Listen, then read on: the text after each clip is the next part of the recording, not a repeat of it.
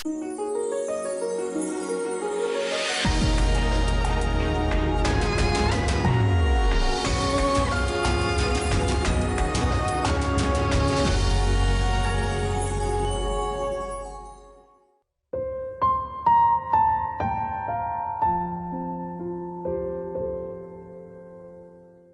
bersalah adalah sebuah perasaan yang tidak merasa bahagia, tidak merasa ada damai, dan tidak tentram.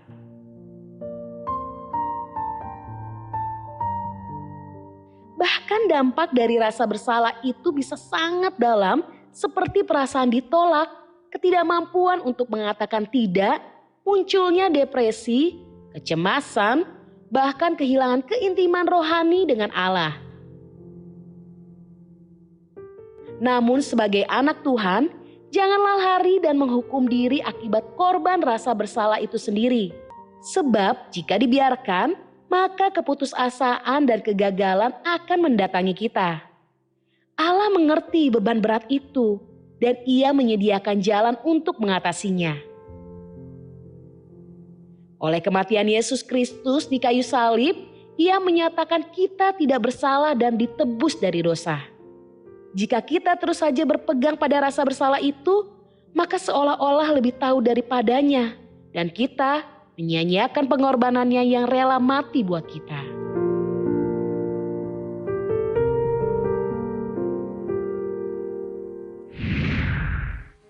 Halo sahabat yang baik, berjumpa lagi di program Terang Kasih. Nah, kita sudah saksikan video pembuka ini ya. Betapa rasa bersalah itu membuat kita jadi nggak bebas, tertuduh ya. Dan kita nggak menyadari bahwa Tuhan sudah mengasihi kita ya. Jadi sahabat yang baik, tema kita hari ini adalah dibebaskan dan dipulihkan dari rasa bersalah. Nah sahabat yang baik, biarlah firman Tuhan ini benar-benar membebaskan, memulihkan kita dari rasa bersalah. Mari buka hati kita mau berdoa datang kepada Tuhan. Bapa, terima kasih. Kau sendiri mengingatkan kami bahwa Kau sudah membebaskan dan memulihkan kami dari rasa bersalah. Dan biarlah hari ini oleh firman-Mu kami benar-benar dibebaskan dari rasa bersalah. Dan kami hari ini mengerti dan menyadari betapa besar, panjang, dalam dan lebarnya kasih-Mu kepadamu. Pada kami Tuhan, siap membuka hati kami menerima firman-Mu. Di dalam nama Yesus kami berdoa. Amin. Amin. Sebelum kita membaca firman Tuhan, mari kita katakan apa kata Tuhan tentang diri kita. Bahwa saya spesial di mata Tuhan. Saya berharga di mata Tuhan. Ya, saya sangat dikasihi Tuhan. Kehidupan saya dan masa depan saya bersama Tuhan adalah sungguh amat baik. Katakan amin. Amin. Dan sahabat yang baik, mari kita baca firman Tuhan ini dalam versi TPT dalam Yohanes 21 ayat yang ke-15. Demikian firman Tuhan ya. Setelah mereka makan pagi, Yesus berkata pada Petrus si batu karang, Simon, anak Yohanes, apakah kamu terbakar oleh kasih-Mu padaku melebihi ini semua? Petrus menjawab, ya Tuhan, kamu tahu bahwa aku sangat mengasihi-Mu. Kalau begitu, peliharalah domba-dombaku, kata Yesus. Mari kita baca dalam versi The Passion Translation. Demikian firman Tuhan, Yohanes 21 ayat 17. Demikian firman Tuhan. Kemudian Yesus bertanya kepadanya lagi, Simon anak Yohanes, apakah kamu sangat mengasihiku? Petrus merasa sedih karena ditanya untuk ketiga kalinya dan berkata, Tuhanku, Engkau mengetahui segalanya. Engkau tahu bahwa aku terbakar oleh kasih-Ku kepadamu. Yesus menjawab, kalau begitu berilah makan domba-dombaku. Ya sahabat yang baik, ini ungkapan dari perkataan kasihnya luar biasa ya. Luar biasa. Apakah engkau terbakar oleh kasih-Ku padamu ya. Jadi setelah Petrus menyangkal Yesus 3 kali, Petrus benar-benar mengalami perasaan bersalah yang sangat mendalam. Dia benar-benar dikejar rasa bersalah itu ya. Karena Petrus telah gagal untuk membuktikan apa? Kasih dan kesetiaannya kepada Yesus ya.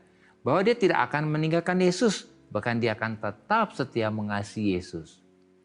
Karena Petrus 3 kali menyangkal Yesus, maka setelah Yesus bangkit, Yesus bertemu dengan Petrus di tepi Danau Galilea supaya Petrus dibebaskan dan dipulihkan dari rasa bersalah.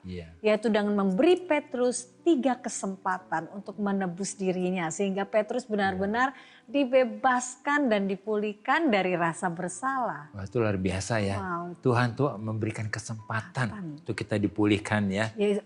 Petrus menyangkal 3 kali. Tapi Yesus memberikan satu kesempatan 3 kali juga. Luar biasa ya. Dan yang menarik, dalam 3 kali Yesus menanyakan Petrus, apakah engkau mengasihi aku? Ternyata kata kasih yang dipakai di sini adalah dalam bahasa Aram, yaitu bahasa asli pada waktu itu ya. Yaitu hoba, yang artinya adalah diambil dari akar kata yang berarti membakar. Jadi inilah kata Yesus yang digunakan untuk bertanya kepada Petrus. Apakah kamu terbakar oleh kasih-Mu padaku? Artinya kasih kita kepada Yesus harus penuh dengan gairah. Dan mengobarkan api yang kudus dalam hati kita. Itu ada dalam Kidung Agung 8 ayat 6-7 ya. Dan Tuhan mau supaya kita ini bergairah kasihnya. Bergairah kasih kita kepada Karena Tuhan. Tuhan juga bergairah mengasihi kita ya. Sangat bergairah malah. Kemudian Yesus berkata, apakah kamu terbakar oleh kasih-Mu padaku melebihi ini semua? Seperti yang sering terjadi, kata-kata Yesus memiliki lebih dari satu makna. Di mana kata ini mengacu pada ikan-ikan yang baru saja mereka tangkap. Ikannya kan banyak banget itu sekali, ya. Karena Petrus adalah nelayan. Jadi dia suka mencari ikan dan pada saat itu hasil tangkapannya memang banyak sekali ya. Iya, jadi Yesus sedang berkata, apakah engkau terbakar oleh kasih-Mu padaku melebihi semua ini? Karena Petrus telah melihat berkat dari hasil tangkapan yang banyak itu. Demikian juga dengan kita. Apakah kita selama ini terbakar oleh kasih kita kepada Tuhan? Karena kita sudah melihat dan menerima berkat yang melimpah dari Yesus. Ya itu benar ya. Kita mengasihi karena kita sudah melihat nih pertolongan Tuhan. Kita diberkati kita seperti diberkati, itu. Gitu ya. Tetapi kemungkinan juga makna kedua dari kata kasih ini, kata ini juga dari kata melebihi ini semua mengacu pada murid-murid yang lainnya. Karena Petrus pernah sesumbar, dia berkata bahwa dia mengasihi Yesus melebihi kasih murid-murid yang lain. Kira-kira begitu ya. Meskipun seorang meninggalkan Yesus, Petrus tidak akan meninggalkannya. Dan ternyata omongan besar Petrus terbukti semuanya kosong. Karena pada waktu yang selama beberapa jam saja Petrus sudah menyangkal 3 kali. Maka Yesus juga bertanya 3 kali. Apakah apakah Petrus mengasihi Yesus? Pada dasarnya Yesus tahu bagaimana membawa kesembuhan dan pemulihan bagi Petrus untuk melenyapkan kepedihan dan rasa bersalah yang timbul akibat penyangkalan itu. Supaya Petrus dibebaskan dan dipulihkan dari rasa bersalah. Amin. Nah sahabat yang baik, mari kita baca firman Tuhan ini dalam Matius pasal 26 ayat yang ke-75. Demikian firman Tuhan. Maka teringatlah Petrus akan apa yang dikatakan Yesus kepadanya. Sebelum ayam berkokok, engkau telah menyangkal aku 3 kali. Lalu ia pergi keluar dan menangis dengan sedihnya. Nah, sahabat yang baik, Petrus menyangkali Yesus 3 kali.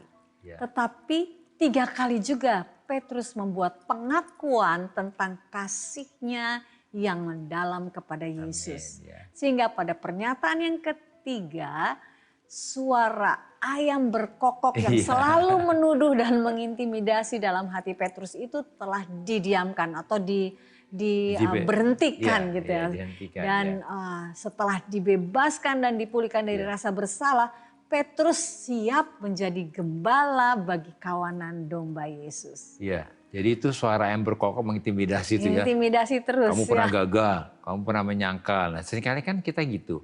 Kita seringkali dituduh dengan rasa bersalah itu. Jadi melalui kebangkitan Yesus maka semua suara-suara tuduhan, dakwaan, intimidasi iblis tentang masa lalu kita ya.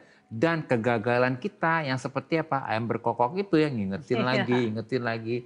Bahkan yang siang malam seringkali menuduh kita, mendakwa kita, mengintimidasi kita. Ingat sahabat yang baik, semua sudah dibungkamkan oleh kebangkitan Yesus. Oleh apa? Oleh kasih-Nya yang membakar kepada kita. Ya, melalui renungan ini kita bersyukur Ya. karena di dalam Kristus kita sudah dibebaskan dan dipulihkan dari rasa bersalah. Amin. Ya. Sehingga kita dapat hidup dalam sukacita, Sukacita. ya, damai sejahtera dan kemerdekaan yang penuh.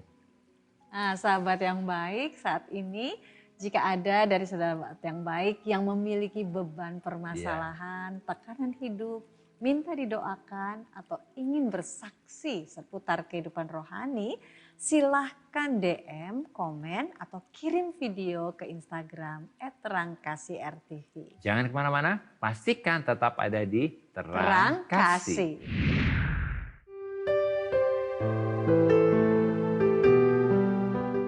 Sahabat yang baik, saya akan membacakan renungan firman Tuhan untuk terang hari ini.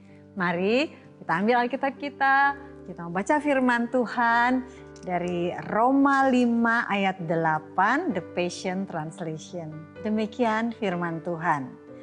Tetapi Kristus membuktikan gairah cinta Allah yang besar kepada kita dengan mati menggantikan kita ketika kita masih terhilang dan tidak mengenal Allah.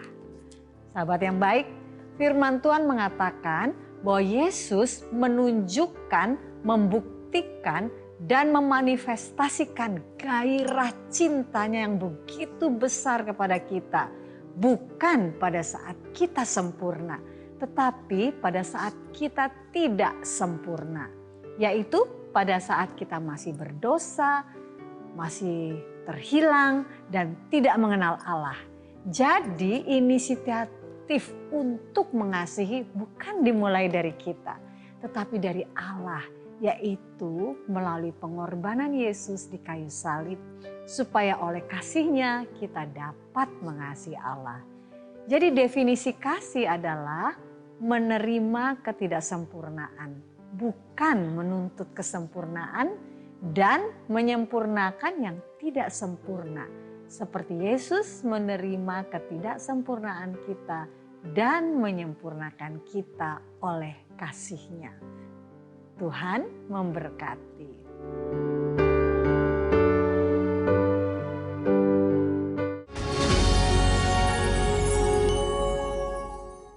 Halo sahabat yang baik, berjumpa kembali dalam acara Terang Kasih dengan tema dibebaskan dan dipulihkan dari rasa bersalah.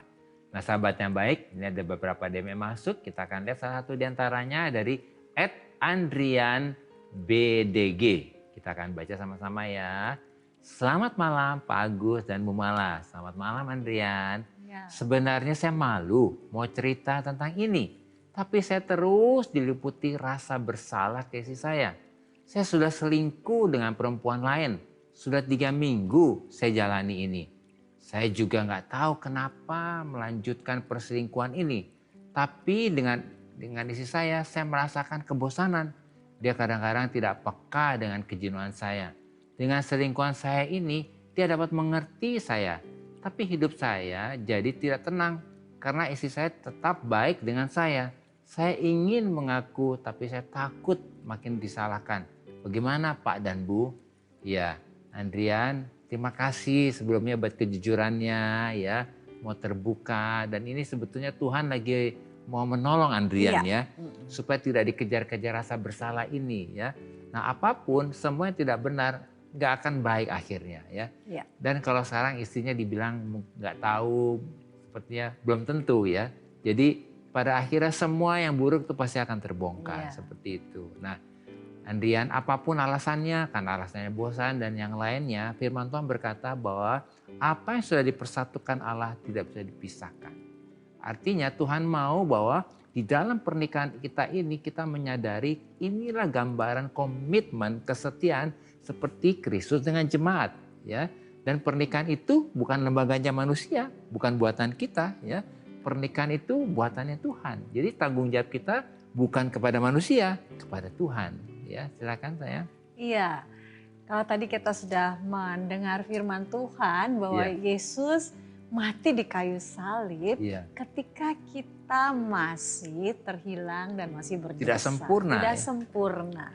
Dan bahkan Kalau kita hidup dalam pernikahan, sesungguhnya kita disatukan bukan lagi kita apa yang bisa diberikan pasangan kita kepada. Apa yang saya dapat dari kamu? Apa yang saya dapat dari pasangan. Wah, saya nggak kita. dapat apa-apa nih. Iya. Jadi bosen nih. Gitu, ya. Tetapi dalam hal ini, mari kita seperti Yesus. Justru Yesus memberikan gitu, apa yang dia bisa berikan kepada kepada kita, orang-orang yang dia kasihi. Saat ini kalau dari saya, biarlah saat ini Adrian ya bersyukur sekali Adrian sudah ingatakan Tuhan ingatakan Tuhan, seperti diingatkan oleh Tuhan. Ini kesempatan ya. Kenapa? Karena inilah justru kesempatan pada saat kita sepertinya bosan dengan pasangan kita ya. Tetapi ingat, Yesus memberikan kepada kita yang terbaik pada saat kita tidak sempurna. Jadi bukan menuntut. Kalau kita melihat pasangan kita kok kayaknya membosankan gitu. Gak ada yang sempurna ya. Tidak ada yang sempurna di dalam hidup ini. Ya, karena Tuhan adalah yang paling sempurna ya. Jadi saat ini boleh nggak diganti? Kalau misalnya kita melihat kekurangan pasangan kita, kita apa yang saya bisa bantu, apa yang saya bisa berikan, apa yang kita bisa isi dari kekurangan pasangan kita, dan kita tentunya akan berbahagia. Kenapa? Kita akan diluputkan dari rasa bersalah. Jadi kan dikatakan hidup jadi tidak tenang. Tidak tenang ya. Jadi kalau kita mau hidup tenang, mari kita datang kepada Tuhan. Pertama kita akui dulu di hadapan Tuhan. Minta ampun kepada Tuhan. Dan nanti kalau saatnya Tuhan atau saat yang tepat atau memang Tuhan buka jalan untuk berbicara secara terbuka kepada istri, biarlah Roh Kudus memimpin Adrian untuk melakukan segalanya oleh pimpinan Tuhan dan bijaksana ya terhadap istri ya tentunya. Nah, Adrian, kita berdoa ya, karena tadi dikatakan hidupnya tidak tenang dan tidak akan mungkin tenang selama kita hidup di dalam ketidakbenaran. Jadi yang pertama adalah harus hidup benar ya. Jadi selesaikan semua permasalahan ini, jangan berlanjut-lanjut berselingkuh. Berhenti melakukan hal itu dan kembali kepada istri dan hidup dalam kebenaran. Kita berdoa ya. Nah, sahabat yang baik, kalau mengalami situasi seperti ini ya, sederhana saudara, kembali kepada Tuhan dan hentikan semua ketidakbenaran. Kita berdoa ya. Bapa, kami percaya Engkau sudah menyentuh hati nurani dari saudara kami Andrian. Biarlah hari ini Roh Kudus menolong, mampukan dia untuk mengambil keputusan, dilepaskan dari semua tindakan yang tidak benar. Dan kayak berdoa Tuhan supaya Andrian menghentikan perselingkuhannya dan kembali kepada istrinya. Ya berdoa biarlah pernikahannya dipulihkan dan para sahabat yang baik yang mengalami situasi ini, biarlah pernikahannya dipulihkan dan semua ketidakbenaran itu berhenti dalam kehidupan pernikahan. Supaya pernikahan mereka kudus dan diberkati Tuhan. Kayak berkata hari ini, berkati Andrian dan sahabat yang baik. Supaya pernikahan mereka dipulihkan. Di dalam nama Yesus kayak berdoa. Amin. Amin ya. Jadi sekarang hal apa yang perlu kita ingat supaya kita dibebaskan dan dipulihkan dari rasa bersalah. Yang pertama, Petrus adalah gambaran kehidupan kita yang tidak sempurna. Bagaimana Petrus 3 kali menyangkal Yesus. Tetapi setelah Yesus bangkit, Yesus bertemu dengan Petrus di pinggir danau Galilea supaya memberi Petrus 3 kali kesempatan untuk menebus dirinya dari rasa bersalah. Sehingga kebangkitan Yesus telah membuat Petrus dan kita semua dibebaskan dan dipulihkan dari rasa bersalah. Amin. Dan yang kedua, Yesus 3 kali menanyakan Petrus, apakah engkau mengasihi aku, memakai kata kasih dalam bahasa Aram, yaitu bahasa asli pada masa itu, yaitu hoba, yang artinya adalah diambil dari satu akar kata yang mengatakan membakar. Jadi Yesus bertanya pada Petrus, apakah kamu terbakar oleh kasihmu padaku? Artinya, kasih kita kepada Yesus harus penuh gairah dan mengobarkan api yang kudus dalam hati kita. Itu ada dalam Kidung Agung 8 ayat 6 dan 7. Yang ketiga, melalui kebangkitan Yesus, maka semua suara-suara tuduhan, dakwaan dan intimidasi iblis tentang masa lalu kita dan kegagalan kita yang seperti ayam berkokok dan yang siang malam menuduh, mendakwa dan mengintimidasi kita, itu semua sudah dibungkam Amin. oleh kebangkitan Yesus dan oleh kasih-Nya yang membakar kepada kita. Ya. Sehingga di dalam Kristus kita dapat hidup dalam sukacita, damai, sejahtera dan kemerdekaan yang penuh. Amin. Sahabat yang baik, apakah selama ini kau selalu dikejar-kejar dengan rasa bersalah karena masa lalumu atau perbuatan-perbuatanmu yang dahulu? Mari buka hatimu, kita mau datang kepada Tuhan. Dan sahabat yang baik, Yesus sudah mati dan bangkit untuk menebus dan membebaskan kita dari semua rasa bersalah sebagai akibat dosa atau perbuatan kita. Oleh karena itu saat ini persilahkan Roh Kudus untuk mengalirkan dan memenuhi kita dengan kasih-Nya yang membakar, yang membuat kasih kita kepada Yesus penuh gairah dan mengobarkan api yang kudus dalam hati kita. Mari kita datang kepada-Nya. More love, More power, more of you in my life. More love, more power, more of you in my life. I will worship you with all my heart. I will worship you with all my might. I will worship you with all my strength. For you are my Lord. You are my Lord. Bapa, kami sangat bersyukur dan bersukacita karena oleh kebangkitan Yesus, maka kami dapat hidup dalam sukacita, damai sejahtera, dan kemerdekaan yang penuh. Semua suara-suara tuduhan, dakwaan, dan intimidasi iblis sudah dibungkam oleh kebangkitan Yesus dan oleh kasih-Nya yang membakar kepada kami. Kami percaya dan kami deklarasikan bahwa di dalam Kristus kami sudah dibebaskan dan dipulihkan dari rasa bersalah, sehingga kehidupan kami dapat menjadi berkat dan memuliakan Tuhan. Dalam nama Yesus, amin. Terima kasih sahabat yang baik sudah setia menyaksikan program Terang Kasih. Sahabat yang baik, jika ada dari saudara yang memiliki beban permasalahan, tekanan hidup, minta didoakan atau ingin bersaksi seputar kehidupan rohani, silakan DM, komen, atau kirim video ke Instagram @terangkasih_rtv.